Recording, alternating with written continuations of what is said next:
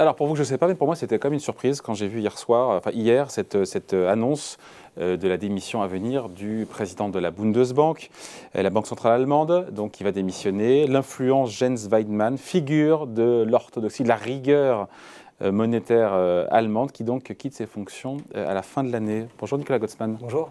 Vous êtes responsable de la recherche et de la stratégie à la financière de la Cité. Après 10 ans à la tête de la BUBA, comme ça qu'on appelle la BUBA, la Bundesbank, Oui. pourquoi ce départ quand même assez inattendu? Pourquoi il claque la porte alors que son mandat courait jusqu'en 2027? Officiellement, évidemment, ce sont pour des raisons personnelles.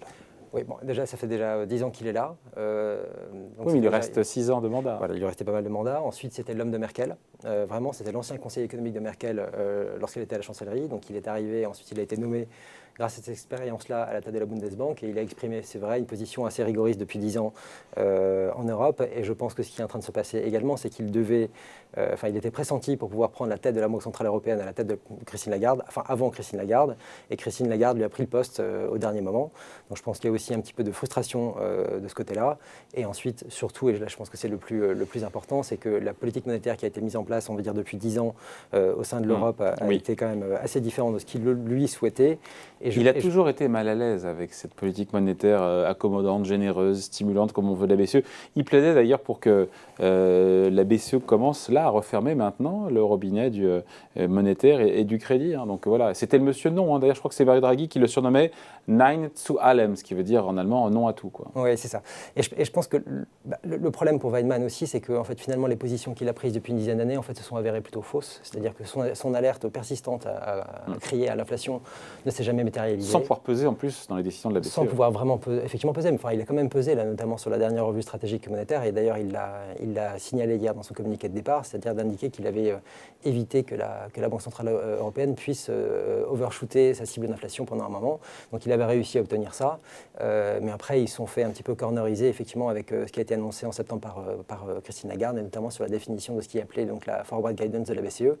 Et voilà, donc il a eu un poids, et notamment pour des décisions qui étaient prises à l'unanimité, ce qui s'est passé notamment avec la revue stratégique. Et donc là, ils ont réussi à bloquer, lui et les autres faucons, à bloquer les décisions de la Banque centrale européenne. Par contre, tout ce qui était pris à la majorité dorénavant, étant donné que maintenant la BCE est plutôt plus dovish qu'elle ne l'était par le passé, plutôt colombe, là, ils n'ont plus de poids. Ensuite, ils essayent effectivement médiatiquement de le faire, et effectivement, ça avait un poids également. Mais je pense que tout ça, c'est aussi un petit peu... Plus un poids médiatique qu'un poids politique, d'ailleurs. Oui, mais médiatique, mais aussi pour le marché. Pour le marché, vous donnez quand même un signal, vous montrez qu'il y a quand même des dissensions au sein de la BCE, qu'il y a des tensions assez fortes, et ça a quand même posé un problème, notamment à Mario Draghi, lorsqu'il a voulu mettre en place... Quand vous avez le membre le plus éminent, le plus important de votre européen qui dit non à ce que vous faites, vous perdez un peu en crédibilité, vous montrez qu'il n'y a pas d'unanimité, que vous ne pourrez pas forcément aller beaucoup plus loin. Et donc ça pesait vraiment. Et je pense finalement, bon là il part, il ne s'agit pas de lui personnellement, c'est qu'en fait il a le couple notamment qui avait été mis en place en Allemagne avec au ministère des Finances Wolfgang Schäuble plus Jens Weidmann à la Bundesbank, c'était une dynamique austéritaire en Europe qui a quand même lourdement pesé et qui a fait que l'Europe a eu une croissance qui est quand même bien moins importante que celle qui a été connue aux États-Unis.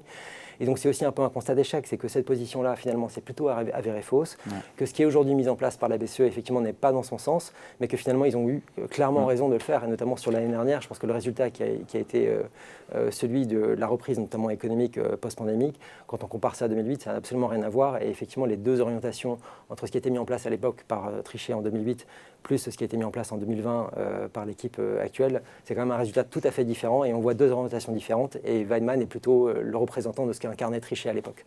Ouais.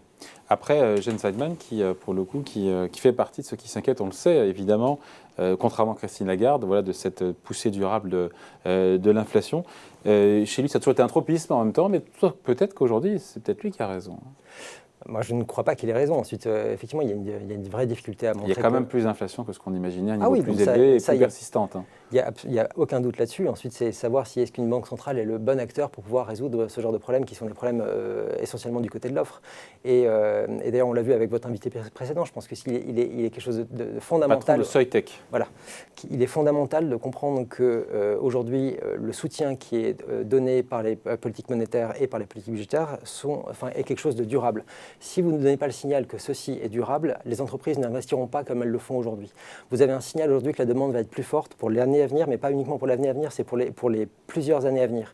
Et du coup, vous déclenchez la décision des entreprises de pouvoir investir plus et d'augmenter leur capacité. Si vous ne le faites pas, ils ne vont pas le faire. Et du coup, vous donnez un signal sur le long terme. Si aujourd'hui, on commence à contraindre la politique qui a été menée, vous allez réinverser. C'est quoi le lien avec la choucroute quand on dit ça? C'est quoi le lien avec la démission de Jens Weidmann? Ah ben justement, je pense que c'est justement cette vision-là aujourd'hui qui n'a pas été menée en Europe pendant 10 ans. Parce qu'il y avait toujours Monsieur Non. Parce qu'il y avait toujours Monsieur Non et parce qu'il y avait aussi cette politique-là, en France également, elle était aussi quand même assez dominante. Je pense que les choses ont changé, notamment en France, avec François Villeroy-Gallo qui propose aujourd'hui des propositions qui ne sont pas celles qu'il défendait il y a 4 ou 5 ans encore une fois. Donc il y a une évolution qui est créée. Ouais. Et voilà, et je pense que même Weidmann en fait, a aussi un petit peu adouci son discours, mais je pense qu'il n'est pas à l'aise effectivement avec ce qui se passe aujourd'hui et que finalement c'est plutôt un constat d'échec par rapport à tout ça. Ouais. Christine Lagarde, qui évidemment lui rend hommage et regrette officiellement son départ, mais est-ce que quand même ça n'arrange pas un petit peu ses affaires à la présidente de la BCE d'avoir une voix dissonante, discordante en moins à son board? Il en reste. Il reste le banquier central autrichien, il reste le banquier central néerlandais, mais pas avec autant de poids.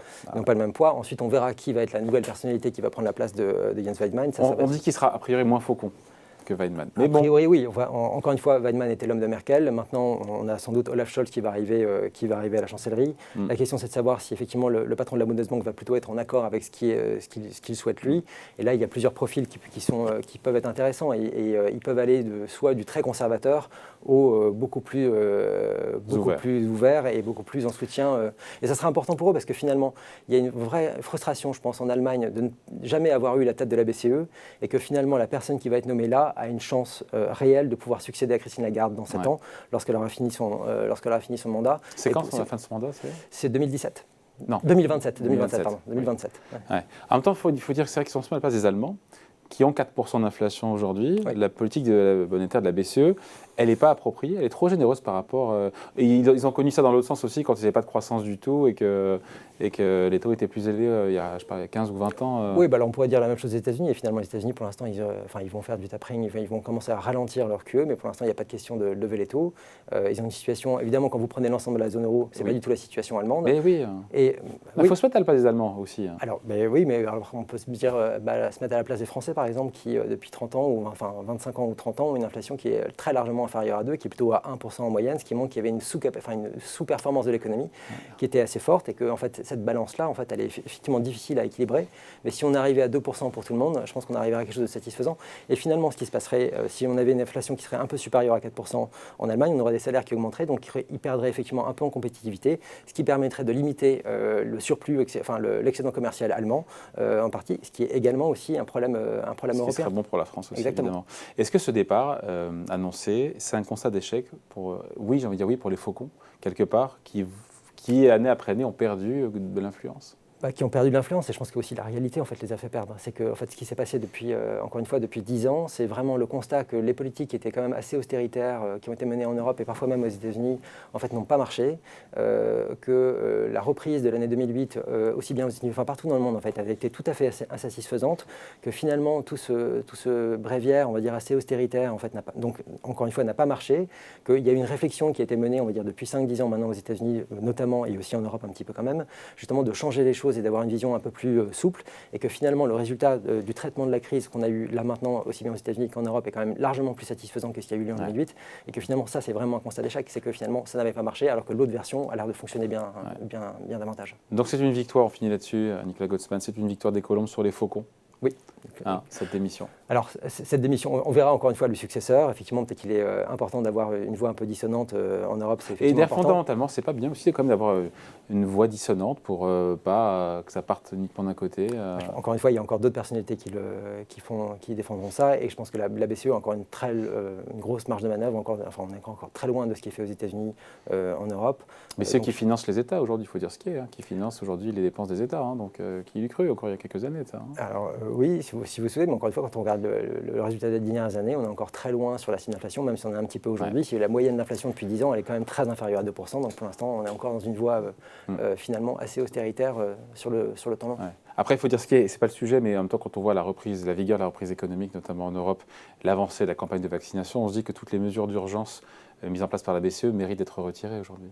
Doucement, lentement, mais encore on une fois, plus je en pense qu'il est... situation d'urgence aujourd'hui. Alors, on n'est plus en situation d'urgence, mais encore une fois, je pense qu'il est important de donner le signal aux entreprises qu'une demande plus soutenue sera adressée pour de longues années à venir, qui leur permettront de déclencher aussi bien les décisions d'investissement, d'augmenter les capacités, d'employer plus de monde et d'avoir une croissance finalement qui soit beaucoup plus importante que ce qu'on a eu connu depuis 10 ans.